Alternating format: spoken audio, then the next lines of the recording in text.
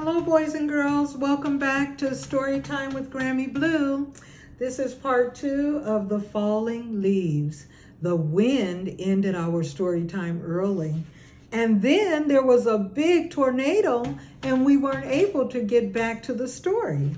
So, part 2 of The Fallen Leaves, we learned in part 1 that the orange, purple, and red leaves were very cruel to the yellow leaf with their words.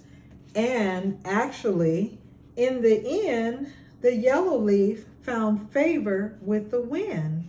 So we're going to pick up where we left off. Now it was Yellow Hickory's turn to go. She shook with fear. "I don't want to go," she cried. "I'm afraid." "Don't worry," whispered the wind.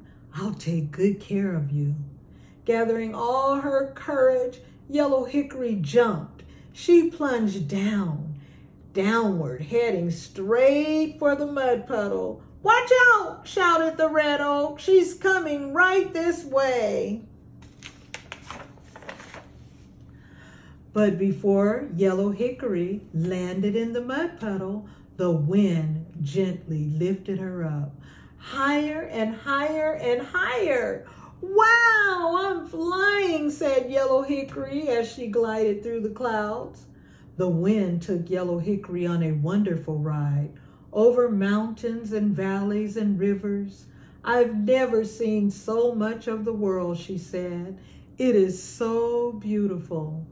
After a long journey, the wind brought Yellow Hickory back to her forest and helped her to do loop-de-loops, twirls, glides, spins, and dives. All the other leaves could only watch. "How come she gets to have all the fun?" whined Orange Maple.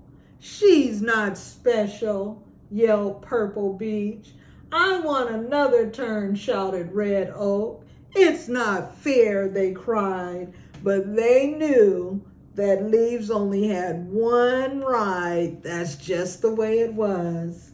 Yellow Hickory and the wind were having so much fun. They didn't even care what the other leaves were saying. "Are you ready to come down?" asked the wind. "Yes," she said. "I'm getting a little tired." "Where would you like to land?" asked the wind. "Over there," said Yellow Hickory, pointing to the blue lake. "But I think it might be cold." The wind smiled. "Let me take care of that," she said.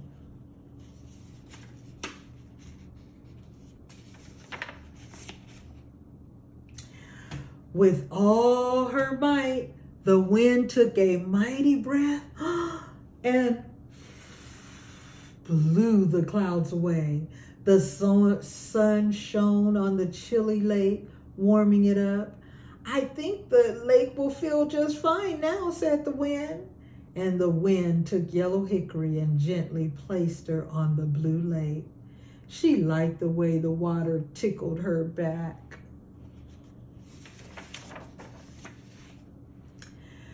"Thank you so much," Yellow Hickory said to the wind.